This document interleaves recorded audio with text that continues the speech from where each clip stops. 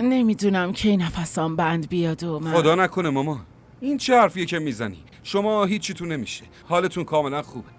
این یه ذره خستگی سفره. من بهتون دارو دادم. حالا میبینید تا فردا کاملا خوب میشی. جانم. بشین. احمد، یه قول بهم بده. بگو مامان.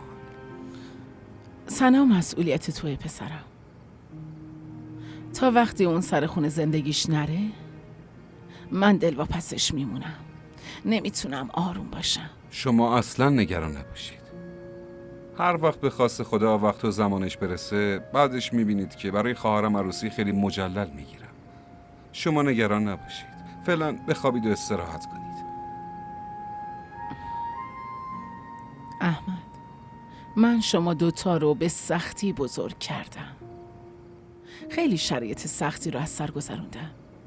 خیلی دوران سختی داشتم تا شما دوتا رو بزرگ کنم. مامان جون کافیه. دیگه اتفاقات گذشته رو فراموش کنید. اما تو هیچ وقت فراموش نکن. ارزشی که شما و سنا برام دارید کس دیگه ای نداره. دیگه استراحت کنید. برو، تو هم استراحت کن. چشم.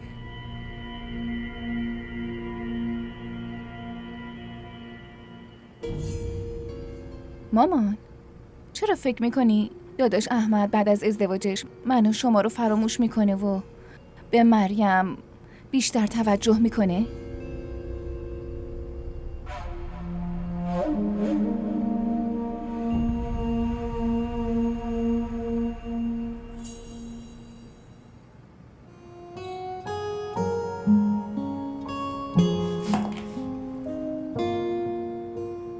این بوی گلا از کجا میاد؟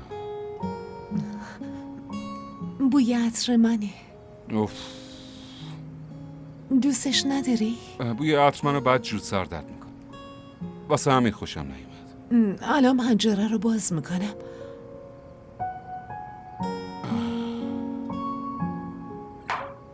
در ضمن چرا اینقدر به خودت رسیدی؟ برو لباستو عوض کن و بیا بخواب.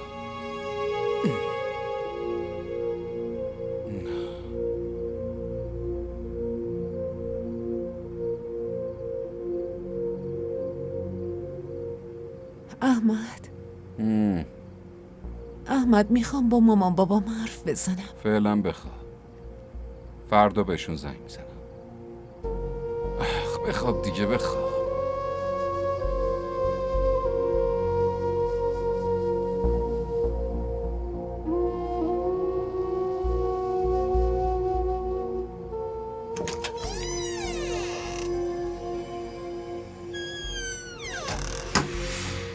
ارزشی که شما و سنا برام دارید کس دیگه ای نداره.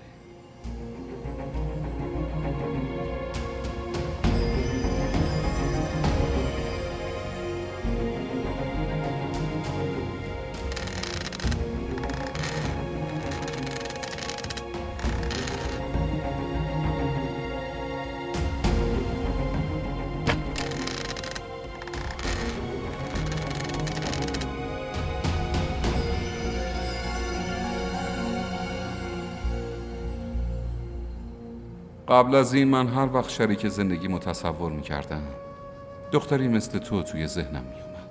امروز وقتی تو رو دیدم نگاهمو نتونستم بردارم. شاید دلباختت شدم. تو پاکستان که همدیگه رو دیدیم اینجوری نبود، اما اینجا چرا انقدر عوض شده؟